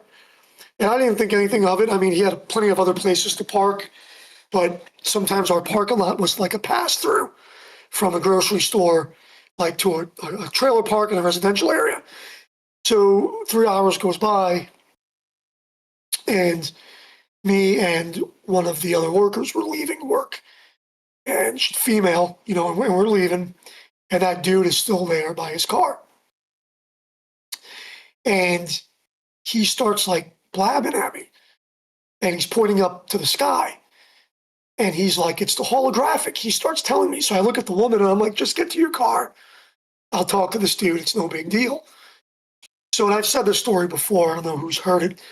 But so it was weird because I'd been looking out in my backyard, just was consciously making these observations on and things every afternoon and seeing things in the clouds.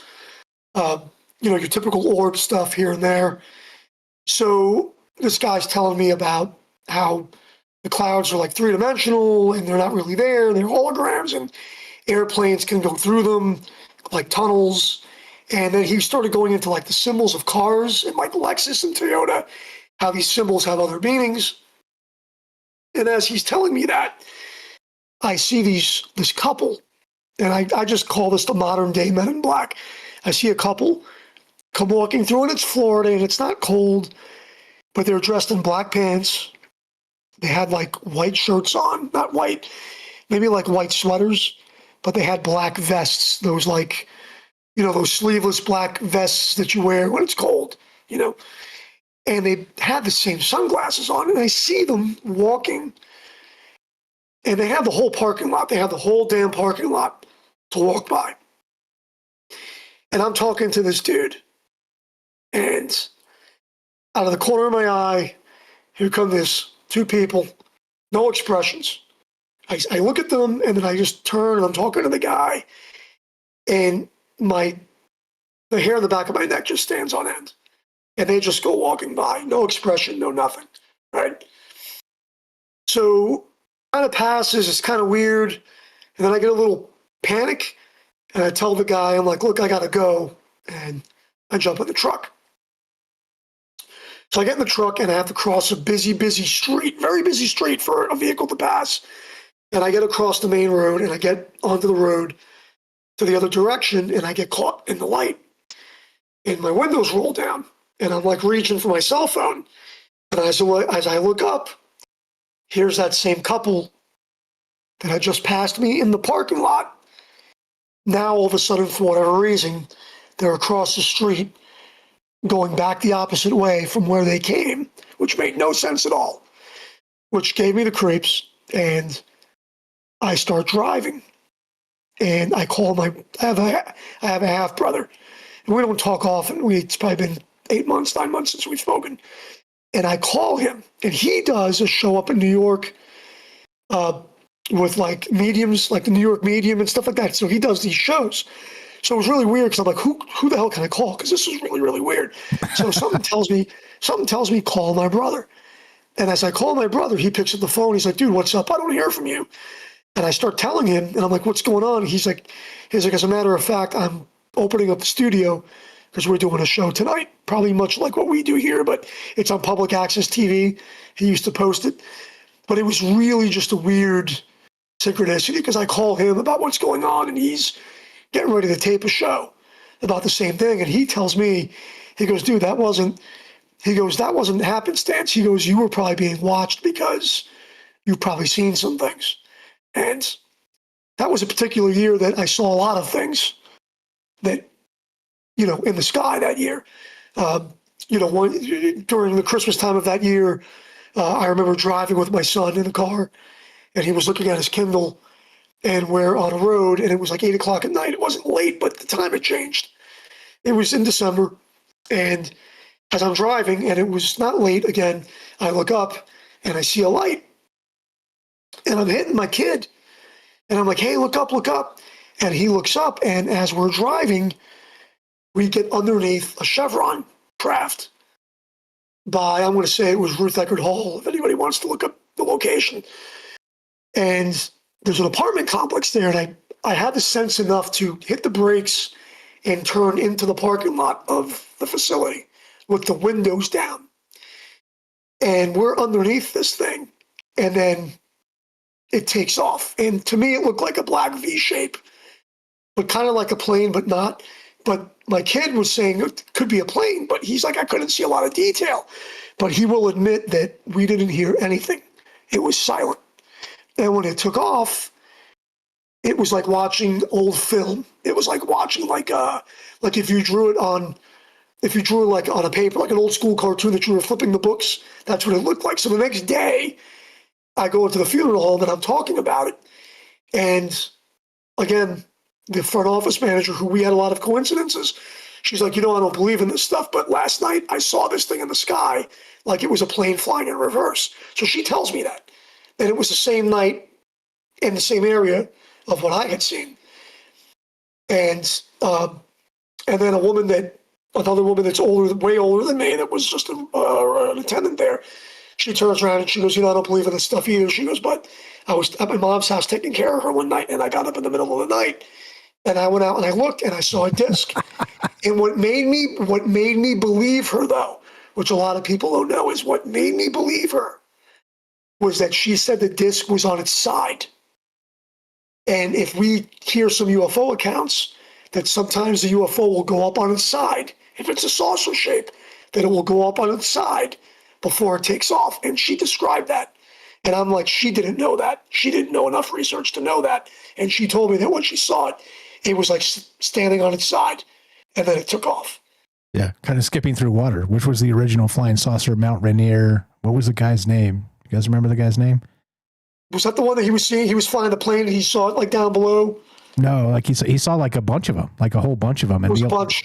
Yeah, the only way he could describe, this was the original, the guy that coined the term flying saucer, because the only way he could describe it was that it seemed like they were skipping like a stone through water. They weren't flying directly like you would expect a plane to be flying. And so the term flying saucer was coined. Is it Kenneth Arnold? I think, as I want to say the name. Yeah.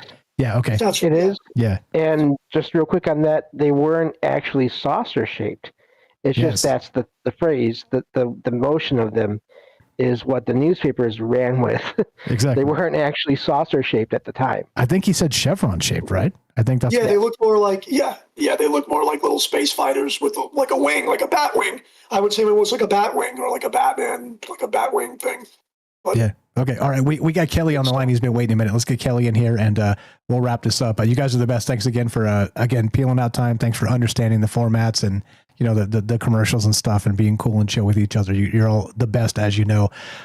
Kelly in Colorado. What's up, my man? You're on Troubled Minds. How are you? What's on your mind? Go right ahead. Test. Kelly, are you there? Yeah. Kelly in Colorado. Are you there? She tried to tell us. I think that's what she was doing, but we were busy. We hear you coming through there. Somebody's coming through. Test. Kelly in Colorado. Somebody's having a conversation. Kelly in Colorado. Are you there? Kelly. Maybe he's got us on a delay. Hello. Hi. Accidental call. Yeah, exactly. Maybe. Let's give it a sec. Okay, so anything on that, James? And then if Kelly picks up and recognizes he's on the thing, we'll go to Kelly. There's a lot. There's so much here. Yeah, go ahead. There's two things. I do wonder, Joe, with that experience with the guy and then the two people, I wonder if it wasn't so much they were there because you had seen things. I wonder if they were there because of that guy. Something to do with that. I'm just really curious about that. I mean, I don't know anything for sure, but also it is really weird because there's one time where I was in a vehicle with my dad and my stepmom at night, and they both said they saw a rectangular light coming down through the clouds, just shining down from the clouds. Now, I don't know of any vehicles that have a large rectangular light that shines down from their bottom in that way. And of course, I didn't see it because it was, late at night. We were moving, and it was way up there. But I always found that fascinating. That here I am, the weird one out of the three overall, and they're the ones that had the sighting. Yeah. I mean, it could have been watching the guy because the guy was totally off the wall. I mean, who knows, But the whole thing was, that whole time of year was a coincidence, and I felt like maybe I willed it into existence because I had seen some weird things in the sky, and I just kept focusing on it. And I think that we can manipulate attention in our intentions, and that guy was there. I mean, what was the probability of some dude being out there just meeting me to talk to me about like the holographic universe and all these totally random things, So, whatever message that was, I've yet to learn, I guess, Maybe there wasn't one. That's the thing too. That the coherence factor of that substrate of reality. Like we're just struggling and doing our best to try to understand what a synchronicity even means, a single synchronicity. But I mean, we've done this a lot together. Where when we're doing a show, it's like I said, I'm not kidding you guys. Like you can ask both of them. I'll ask both of them when I make this statement. We don't plan this stuff at all. It's not like, oh, we're going to set up this sync to happen. I had no idea Dave would call in tonight, right? Shout out Dave Lovegrove of Viking Superpowers. No idea Joe would talk about calling and having this sort of static with voices in the back, which I had queued up before we even started. I mean, they can all confirm. And how much prep did we do, James and Joe, for tonight? How much prep did we do? We just plugged in. Zero, right? So, yeah. Did I tell the story? I mean, I want to leave it on a lighter, kind of funny note. Did I tell the story about? I know I did it last year, if anybody remembers, but do you remember if last week? Because I don't remember. I didn't scribble it off. But if I told the story about the guy that I played hockey with, that left me that message.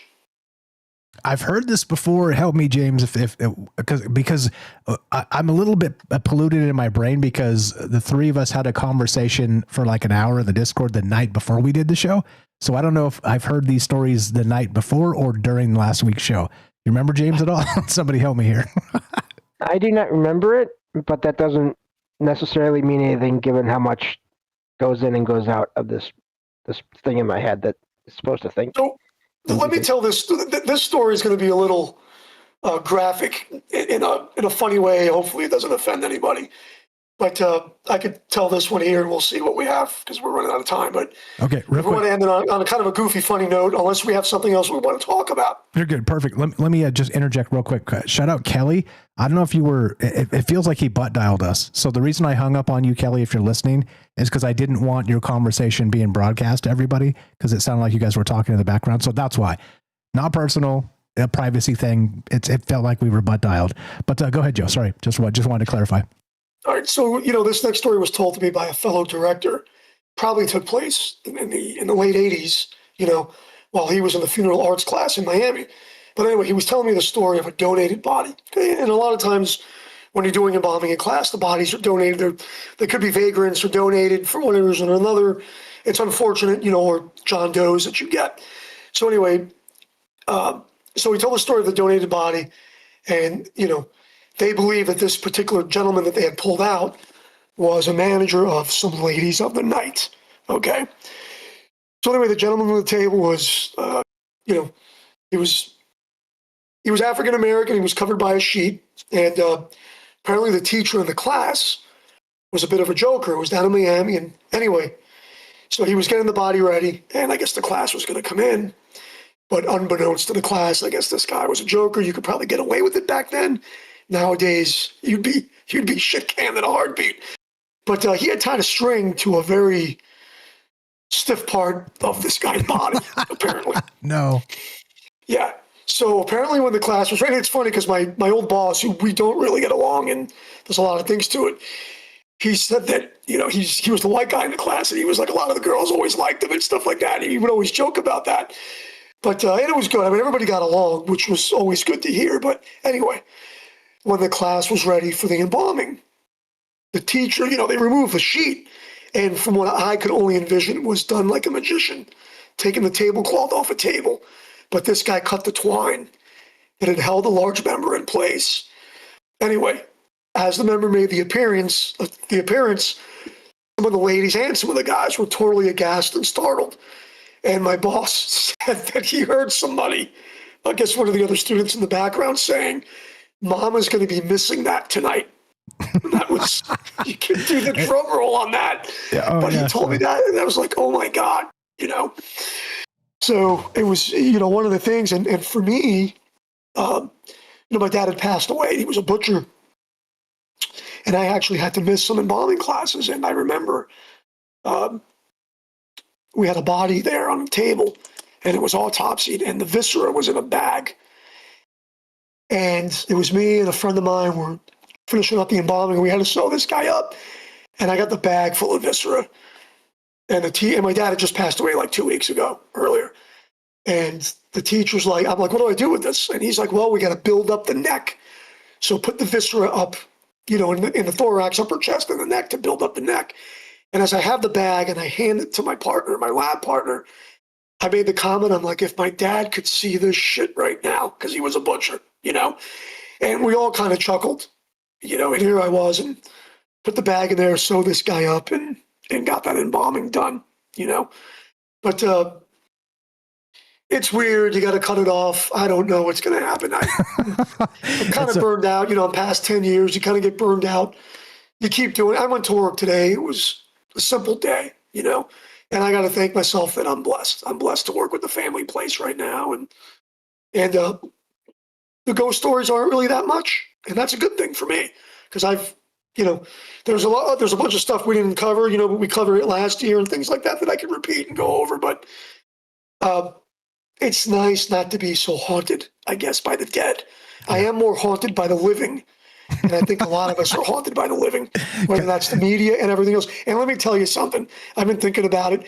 If there's reincarnation or if I got to go to, honestly, if I die, I think, and if I die and they're like, hey, you want to go for another round? I'd be like, no, you know what? Just like get rid of my soul. Just get rid of it. Get rid of it. I don't want to come back for this. That's what I've been thinking like. So I think I have to think like an atheist. I'm hoping that there's nothing after this.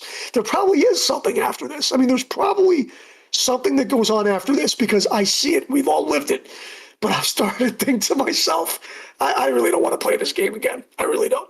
Yeah, the eternal cycle or whatever. Yeah, it's a funny addendum to your story there. It's nice that even in passing, we can still make the ladies blush. Yeah, depending on. This is the deal. The show's over, except we're going to do the midnight Stargate ritual. We'll do kind of a quick 5-minute thing after the thing. Say goodbye to everybody. Good night.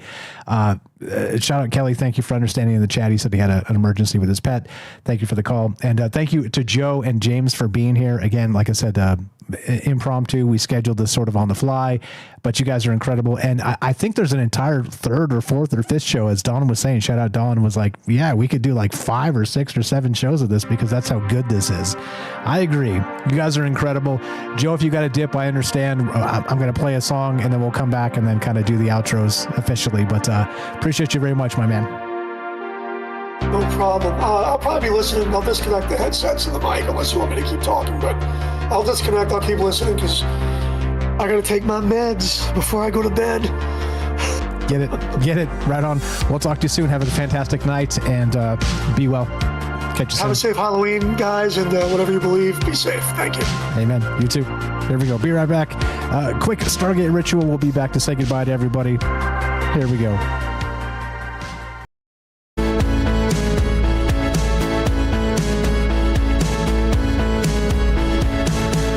In the heart of the steel jungle, machines hum, a digital rumble.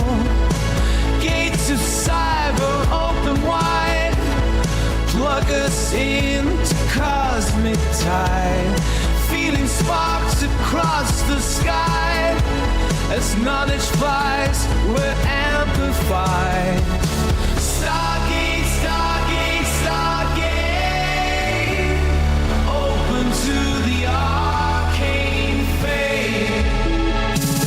In this massive data center dome, eternal truth start to roam. Circuits flicker with endless fire, data streams that never tire. Unified by electric dreams, unlock the truth in silver beams. Stargate, Stargate, Stargate,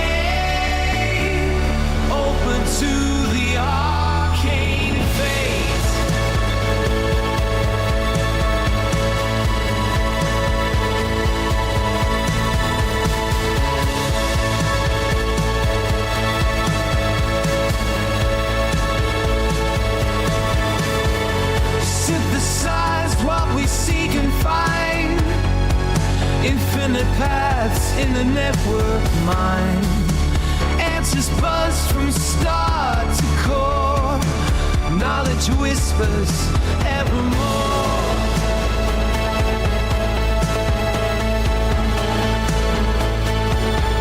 Stargate, Stargate, Stargate, open to the arcane fate.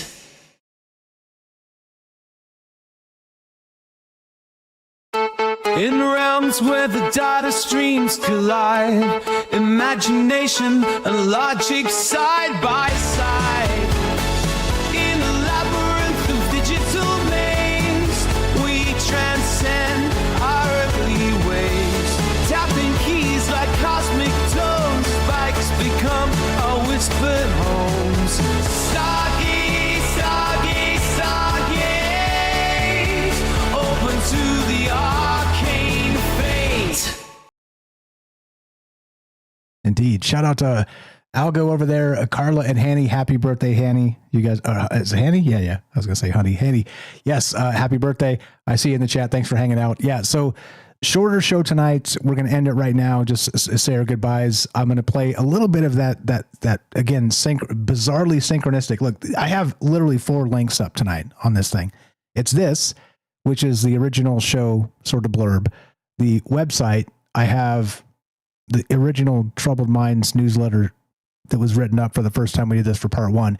And then I have this number station thing that I haven't looked at in years. No joke. I've been looking for this site. I couldn't find it. And then I was kind of going through old notes and I was like, oh crap, there's a site. Sweet. And so I dialed in some stuff and it turns out that Joe described a very similar thing to exactly this, or very similar to this. Joe's still there. Let me play this and see. And so he described a phone call with static where there was voices in the background. Let me play a little bit of this and see if I can get the voices, because there were no voices the first time. But when I heard it, and then he's describing it, I'm like, holy crap, how do I have this exactly tuned in to what he described as some weird phantom phone call? But here we go. See if you can hear the voices.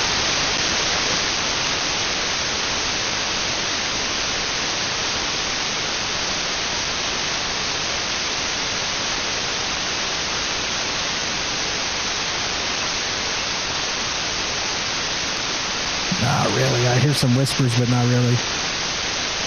There was a full-on, like, kind of phantom conversation going on earlier on this. Anyway, I've got this, so I'll give you the actual the actual thing. Super weird that, of course, you know, all the synchronicities on command don't make their appearances. But again, so that if you're doing that, again, thank you. I see that you guys have this on. I forgot this site. Like, I've been looking for this for literally months. 9930.39, and it's the filter is at 13.53 kilohertz, and it is basically number stations. Like a batch of this is number stations, kind of constantly playing. And my joke was, I was going to make the joke that, hey guys, I've been vibe coding this thing, and I'm actually tuned into the comet, and it's sending this signal. And I was going to play the signal. That was the joke, but the joke wouldn't be good because there's no voices. Like there were voices earlier when I was doing this. So anyway, James, Joe, James, anything, and then let's wrap this up. Appreciate you guys very much for staying up late with us and spending your time and energy. And everybody else out there, thank you again for just being part of this. You're all, again, make my world go round, and I hope I do my part for you. I guess let's finish with Joe if he's got anything. He said he's going to unplug. So if you have anything, pop it back in. If not, we'll go to James, and then we'll wrap this up. Wild stuff, right? Always wild stuff afoot. Give it just a second here. Who did I miss in the chat? What's up? I see you guys. Good evening. Good evening. Yeah. You know, I mean, tuned in, vibe coded the thing, tuned into the comet. I don't, you know, voices. I mean, you know, I'm listening to Avi Loeb now or whatever. Anyway, James, what you got? And let's wrap this up. Yeah, just I'm really glad that I was able to be part of this. I appreciate you and Joe both being open to sort of having just an extra voice in this, and talking about how some of these things that I've heard and read about before, how they track. And so it's been a lot of fun talking with you all and listening. And I do think, you know, the thing is, with all these kinds of experiences, there's just so many. I think we probably could do, you know, like you were joking in the chat was saying part 3 or 4 or 5, but I think after a while it would all sound very similar. So and that's a lot of work for everyone to do to go through all the experiences. To try to remember them all. I can speak to that personally. Like there's things I forget about until something reminds me of something I had happen to me. But yeah, so thank you for that. And I find it ironic, almost like it's a ghost, like that. You caught the voices earlier before you started, but now they won't. They won't come because, that's the old joke. But also, I think it's true.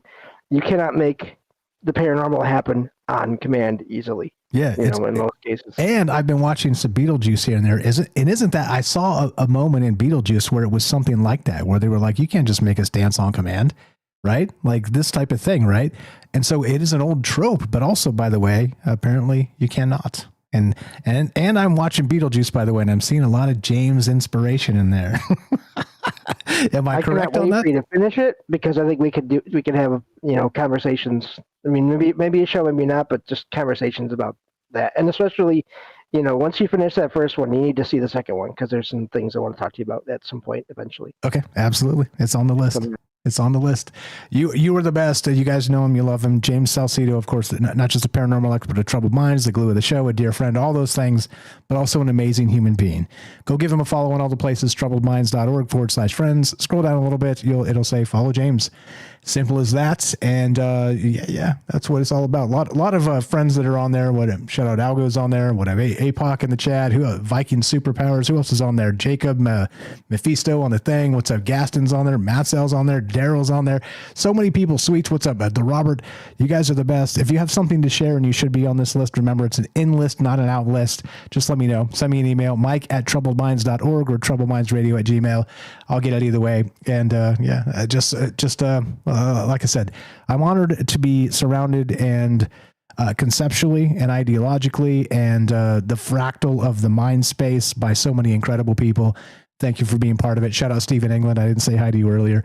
That's that. That's a wrap. So and go in the future. Okay, so Sunday will be I'm calling it the season finale because I'm having a life change. Like I said, nobody's sick. My marriage is fine. My job is fine. Money's fine.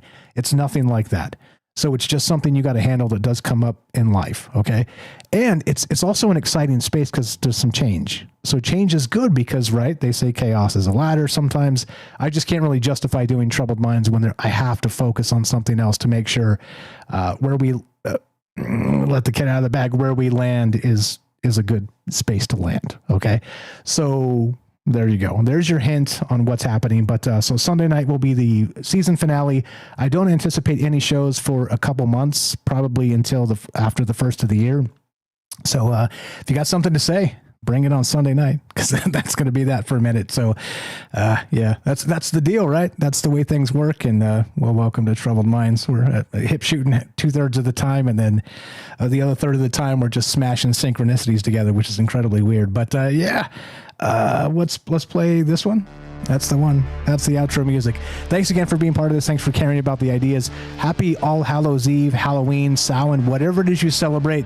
If you go out tomorrow, please be safe. There's crazies out there. If you've got children, I don't have to tell you, keep them safe, keep them out of the roads and stuff, and just be careful. Just keep your head on a swivel for what comes next, because we never know. I'll tune into the comment and vibe code the thing and then show you no, I'm just kidding. And my deal is, look, I don't know. You know me. The questions are many, the answers are few. And I think if you look at the world that way, it may not be the best for you. But if you can do it in a mind space, in a philosophical construct, then I think maybe, just maybe, it is beneficial. So welcome to it. Who'd I miss? Gaston, Matzel, what's up, Jacob? Dave, thanks for the call. Viking Superpower, Stephen England, the Robert, Dawn, Sweets, APOC, Daryl. You guys are all the best. Who'd I miss? Sweets, Puff, YY, good night, guys. Hiker, I see you in the chat. Raz, good evening. Puff. That's it. Why are you still here? If you want to help Troubled Minds, help our friends. SalcedoParanormal.com, troubledminds.org/friends. Go help the amazing people that have made this show go over the years. It's not just me. It is not just me. Like, I can take all the credit and all the rest of that, but it's not right and it's not fair. And let's support each other. That's it. Fractalizing the conversation is the entire point of this. And so different spaces with other ideas is good. let's continue to talk to each other and not forget the human space. That's what this has always been about. If you want to help Troubled Minds directly, spread the word. Let people know a conversation's happening where we don't chase their narratives. We think about things outside of what they want us to believe. That's it. And it may be real, it may not be real. You decide that for yourself. I'm not the arbiter of truth. Like I said, barely for my own human aspect, my own human prism here. But that's it. If you want to help us directly, spread the word. Let people know a conversation's happening. Don't forget all the thumbs ups and all the places. Share these shows on social media. And don't forget, too, so we're going to take some time off after Sunday, but there's 1,100 plus shows on the podcast feed. I promise you there's nobody here who's heard them all but me. Maybe Fred, maybe Kelly, maybe Joe. I mean, I don't know. I don't think so. And so if you miss us during the transition period, then you know what to do. Listen to us on the podcast feed is a way to help. It is got limited commercial interruption, is monetized, and when you listen, I do get a few pennies, so I appreciate that. The other ways, of course, is to go to troubledfans.com.